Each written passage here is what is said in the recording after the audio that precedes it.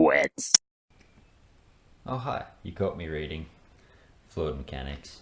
Did you know that the Mach number is the dominant parameter in compressible flow analysis? There you go, learn something new every day. But onto my shirt for this week. It's another Geek one, and it's another pub crawl shirt.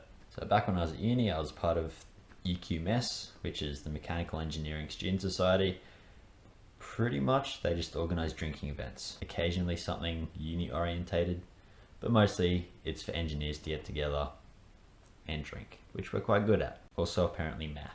So this shirt is from the second pub crawl I went on, and in comparison to the first shirt, which I did a few videos ago, this one works much better as a graphic. The other one was just too wordy, and if you want to know my full opinion of it, watch that video. This one, however, really cool shirt. So let's get into the design. On a basic level, it's a bottle conveyor. So you can see there's bottles, which I assume are beer bottles down the bottom. They go across the conveyor through some sort of cog system, then get lifted up, decapped, and poured into a jug. It combines really well the mechanical aspects of engineering, so you know, conveyors, cogs, and a love of drinking. I don't know about you, but one of the first things I think of when I hear mechanical or anything like that, gear systems and cogs. They're just one of the classic mechanical pieces in everyday life. And so they're, I guess, the central feature of this. Plus, of course, it's a pub crawl shirt, so it incorporates the whole beer aspect of things. And there's even a cool little tagline down the bottom, UQ Mech, there's nothing civil about it. Which on the one hand sort of talks up our reputation of being, I guess, party animals and maybe uncivilized. It's not exactly a compliment. Let's just say we like to have fun. But on the other hand, great engineering rivals, mechanical engineering and civil engineering. Pretty much mechanical is better because we can build stuff that moves. There's a common phrase comparing both of them. Mechanical engineering build weapons, civil engineering build the targets. So that sums it up really. But I think it's a really cool design. It's simple, it's not too wordy like the other one, still gets a good laugh, and lets you know that it's mechanical engineering pub crawl. That's all there is to it. And if we flip over onto the back, you can see it's got the crawl list again. So where we started, all the various pubs along the way, and where we finished. So I'm pretty sure again, I didn't make it to the last venue. I think we left after O'Malley's. I was actually with my girlfriend on this one, so I didn't need to rely on her to pick me up or anything. So actually I think she has one of these shirts as well. Should have pulled her into this video. Oh well. Whilst we're inside O'Malley's, it's an Irish pub, right? O'Malley's.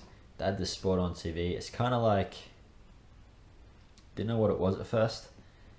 If you cross sort of like hockey with polo and AFL, somehow make a hybrid thing of that, you get this sport. Pretty much they have like these polo type sticks and they hurl these balls all over the place, but the field is set up like AFL and they've got goals like AFL. And it's actually called hurling, not curling. It's not that Canadian ice brushing game, and not hurling in the sense of just vomiting everywhere. But no, it's called hurling because you literally just hurl the ball as far as you can. And crazy sport. I don't know if they play it anywhere else other than Ireland, but I learned about a new sport that day. Pretty fun to watch and probably also fun to play, but a lot of the players got hurt. Like, it's insanely violent. So you can see the last place was the Dunder Bar. Well, it's called Down Under, but everyone calls it Dunder because it's more of a shitty appropriate name for the place it is. It's not that great. Except apparently Wednesdays they have, it's either topless bar stuff or wet t-shirt competitions, or maybe even both. So probably Wednesday's maybe the only good day to go. And whilst we were waiting to get let in, found out that they'd actually overbooked for some other pub crawl or function as well, who was already inside, and thus they were at capacity and didn't want to let us in. But rather than following everyone off, they went somewhere else after that. We just decided to go home anyway, which was probably a better idea.